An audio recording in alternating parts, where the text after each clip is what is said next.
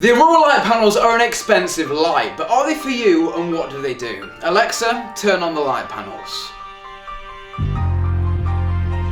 Let's do this.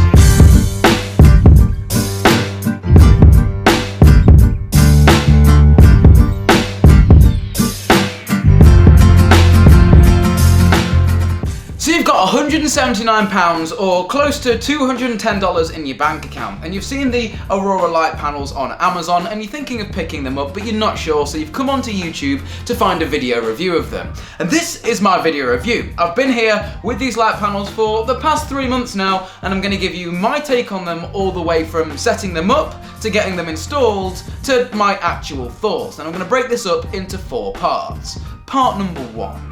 The installation. So to be perfectly honest with all of you, I bought these from the Apple Store because the Apple Store offers a policy as to which if you are not happy with the product you can take it back within 14 days. But as you can see, I haven't done that, so there's obviously something that I like about these. But let's kick this off with the review, part number 1, the setup and how easy it was. So, I took all the light panels out of the box and you get 9 triangles in the box. As you can see, I've made them into this shape here. And pretty much you connect the light panels together with a little plastic little piece with little contacts on it. You push it into one of them and then you push another light panel onto it. It's really self-explanatory, and you can put this little piece on each or any 3 corners of each node or triangle so you can have them go off into any direction you want. Really simple. I just ended up with this because it was simple and it made use of all 9 light panels. It was very, very easy to set up. You download the app, you connect this thing to Wi-Fi, no bridges involved, and off you go. Now, if you do want more nodes, you can buy an expansion kit. I am yet to do that, and as I say, this is the pattern I ended up with. Each node is about half a centimetre thick. They're actually quite thin. They look very, very, very stylish, and each one of them is on the wall with a sticky pad, which was included in the box and is the only way to attach these things to the wall. But as you can see, mine are coming off slightly.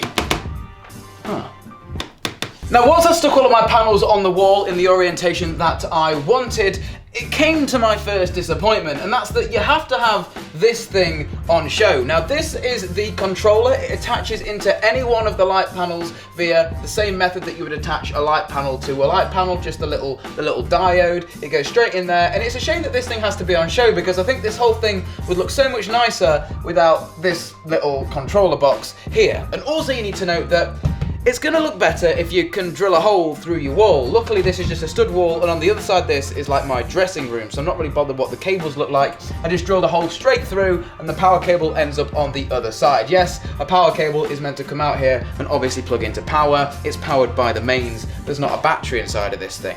But I wish they just totally got rid of this box. I just think it looked better like that. But there you go, it's on the wall. That's the setup covered. A little bit flimsy, but it's okay. Worth £170 so far.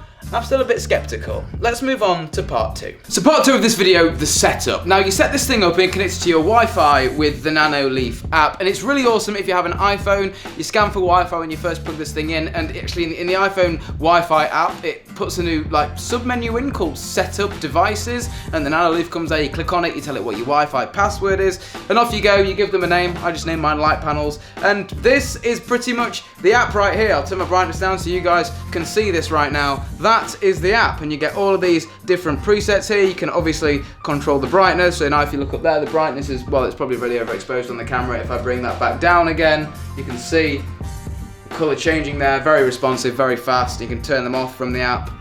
They've gone off. You can turn them back on from the app. Really, really simple. So here you can see the app, guys, in full flow. You can choose from colours, so this is my favourite one, the colour burst, looks absolutely awesome up there. Or the most famous one, the Northern Lights. As you can see, if I turn the brightness down so you guys can actually see them, it's just going from left to right with a nice little rainbow effect right there. Really, really cool. Now the thing I really, really liked about this app is the simple Discover tab. Now what you guys can go ahead and do is go ahead and look through little presets that people have made and put them on the store. And you can download these free of charge. You've got disco colour here, you've got mint, ocean, beach waves, Netflix, and chill, if that's your thing. And you can go ahead and you can design your own light patterns to work with the light panels, and you can put them up and other people can download them. It's really quite interactive and really, really cool. The app works really well. And did I mention, it also works with Siri. Turn off the light panels. Okay, the light panels are off. Which brings us on nicely to part number 3, integration. Alexa, turn on the light panels.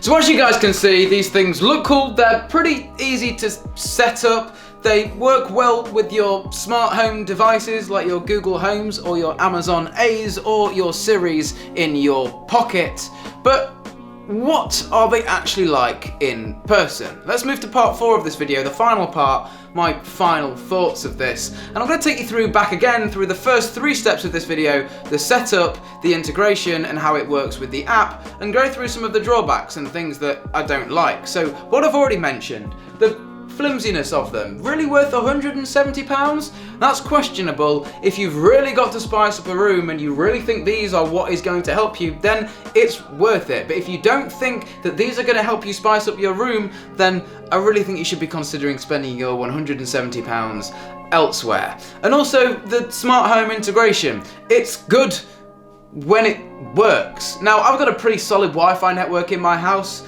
She's connected by Wi-Fi, my phone is connected by Wi-Fi, and obviously the light panels are too via the 2.4 GHz spectrum, and it wouldn't let me connect to the 5 GHz spectrum, I'll have you know.